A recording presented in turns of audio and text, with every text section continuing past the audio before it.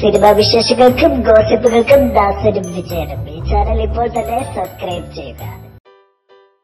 ശരിക്കും ലോക സിനിമയെ തന്നെ അമ്പരപ്പിച്ച പ്രഖ്യാപനമായിരുന്നു കഴിഞ്ഞ ദിവസം മോഹൻലാൽ നടത്തിയത്. 1000 കോടി ബജറ്റിൽ മഹാഭാരതം എന്ന ഇതിഹാസം സിനിമയാകുന്നു. നായകൻ മോഹൻലാൽ. ഇന്ന് ബോളിവുഡിലെ പോലും ഓൺലൈൻ പോർട്ടലുകൾ ചർച്ച ചെയ്തത് ഈ ചിത്രത്തെക്കുറിച്ചാണ്.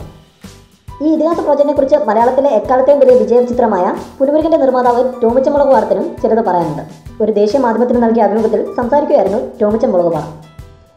1000 കോടി മുടക്കിയെടുക്കുന്ന ചിത്രം നിർമ്മാതാവിന് ലാഭമുണ്ടാക്കണമെങ്കിൽ 2500 കോടി രൂപയെങ്കിലും നേടണമെന്നാണ് ടോമിച്ചൻ മുളകുപാടം പറയുന്നത്.